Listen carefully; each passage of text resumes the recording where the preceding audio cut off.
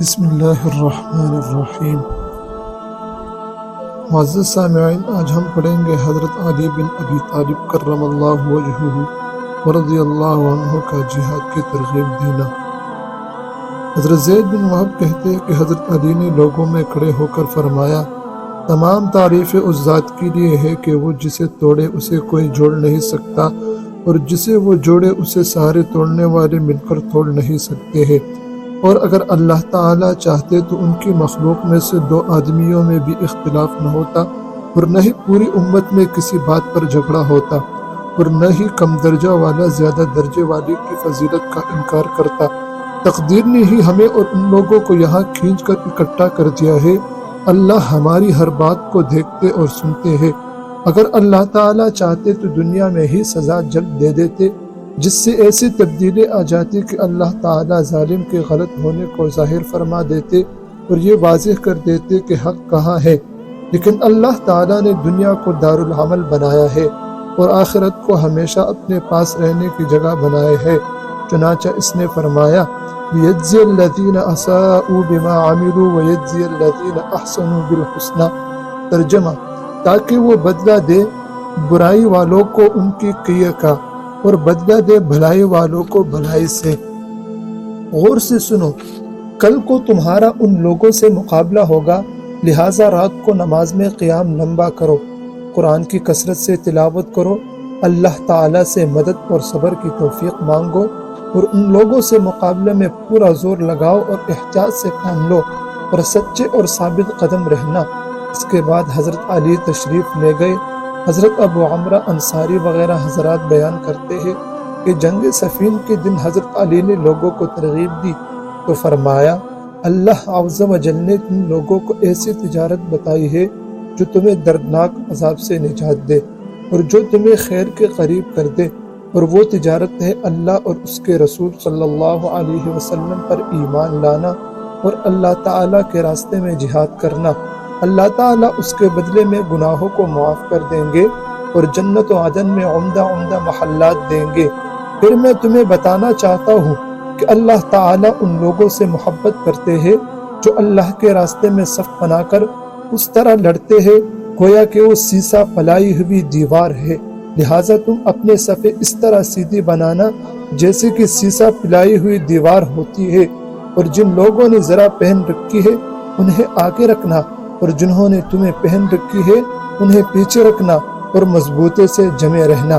حضرت ابو دواق ہمدانی کہتے ہیں کہ حضرت علی رضی اللہ عنہ نے کوفہ کے قریب نخیلہ مقام پر پڑاؤ ڈالا اور خوارج سے نا امید ہو گئے تھے، تو کھڑے ہو کر انہوں نے اللہ کی حمد و ثنا بیان کی۔ پھر فرمایا کہ جس نے اللہ کے راستے کا جہاد چھوڑ دیا اور اللہ کے دین میں مداہنت اختیار کی، یعنی دنیاوی اغراض کی وجہ سے دین میں کسی غلط بات پر راضی ہو گئی، تو وہ ہلاکت کے کنارے پر پہنچ گیا۔ اللہ ہی اپنے فضل سے اسے بچائے تو بچ سکتا ہے، لہٰذا اللہ سے ڈرو، ان لوگوں سے جنگ کرو جو اللہ سے دشمنی کرتے ہیں اور وہ اللہ کے نور کو بجھانا چاہتے ہیں، اور وہ خطا کار، گمراہ، ظالم اور مجرم ہے جو نہ قرآن کو پڑھنے والے ہیں اور نہ دین کے سمجھ رکھتے ہیں، اور نہ ہی ان کے پاس تفسیر کا علم ہے، اور نہ ہی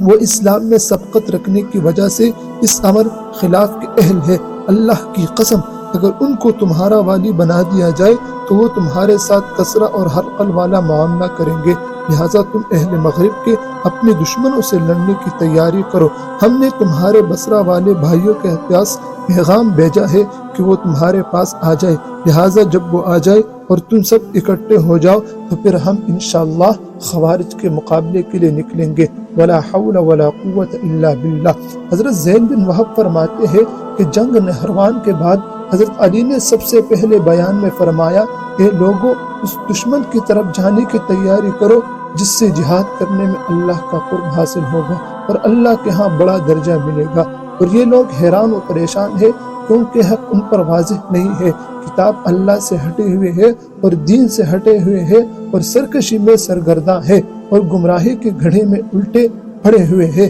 تم قوت کے ذریعے اور گھوڑوں کے ذریعے ان کے مقابلے کی جتنی تیاری کر سکتے ہو ضرور کرو، اللہ پر بھروسہ کرو اور اللہ ہی کام بنا لو اور مدد کرنے کے لیے کافی ہے۔ حضرت زید کہتے ہیں کہ لوگوں نے نہ کوئی تیاری کی اور نہ نکلے تو حضرت علی نے ان کو چند دن چھوڑے رکھا، یہاں تک کہ جب وہ ان کے کچھ کرنے سے نا امید ہو گئے تو ان کے سرداروں اور بڑوں کو بلا کر ان کی رائے معلوم کی کہ یہ لوگ دیر کیوں کر رہے ہیں۔ ان میں سے کچھ نے اپنے حضر بیماری وغیرہ کا ذکر کیا اور کچھ نے اپنی مجبوریاں بتائی۔ تھوڑی ہی لوگ خوش دلی سے جانے کے لیے تیار ہوئے، چنانچہ حضرت علی ان میں بیان فرمانے کے لیے کھڑے ہوئے اور فرمایا، اے اللہ کے بندو، تمہیں کیا ہو گیا ہے کہ میں جب تمہیں اللہ کے راستے میں نکلنے کا حکم دیتا ہوں تو تم بجھیل ہو کر زمین سے لگے جاتے ہو؟ کیا تم آخرت کے مقابلے میں دنیا کی زندگی پر اور عزت کے مقابلے میں ذلت اور خواری پر راضی ہو گئے ہو؟ کیا ہوا جب بھی میں تم سے جہاد میں جانے کا مطالبہ کرتا ہوں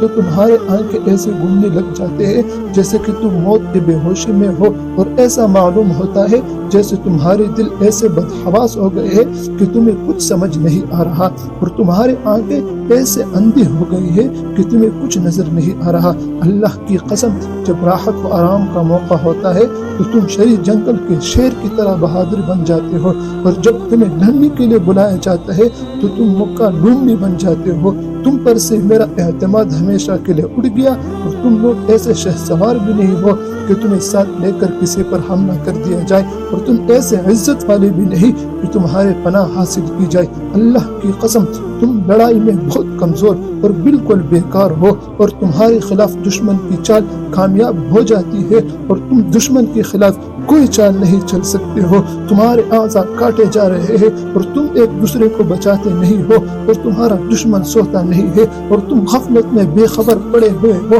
جنگ جو آدمی تو بیدار اور سمجھدار ہوتا ہے، اور جو جھک کر سنا کرتا ہے وہ ذلیل و خوار ہو جاتا ہے۔ آپس میں جھگڑنے والے مغلوب ہو جاتے ہیں، اور جو مغلوب ہو جاتا ہے اسے خوب دبایا جاتا ہے اور اس کا سب کچھ چھین لیا جاتا ہے۔ پھر فرمایا، اما بعد، میرا تم پر حق ہے اور تمہارا مجھ پر حق ہے۔ تمہارا حق مجھ پر یہ ہے کہ جب تک میں تمہارے ساتھ رہوں، تمہارا بھلا چاہتا رہوں اور تمہارا مال و غنیمت بڑھاتا رہوں اور تمہیں سکھاتا رہوں تاکہ تم جاہل نہ رہو، اور تمہیں ادب اخلاق سکھاتا رہوں تاکہ تم سیکھ جاؤ۔ اور میرا تمہارے اوپر حق یہ ہے کہ تم میرے بیعت کو پورا کرو، میرے سامنے اور میرے پیچھے میرے خیر خواہ بن کر رہو، اور جب میں تمہیں بلاؤ تو تم میرے آواز پر لبیک کہو، اور جب میں تمہیں کوئی حکم دوں تو تم اسے پورا کرو۔ اور اگر اللہ تعالیٰ تمہارے ساتھ بھلائی کا ارادہ فرما رہے ہیں تو ان کاموں کو چھوڑ دو جو مجھے پسند نہیں، اور ان کاموں کی طرف لوٹ آؤ جو مجھے پسند ہے۔ اس طرح تم جو کچھ چاہتے ہو اسے پالو گے،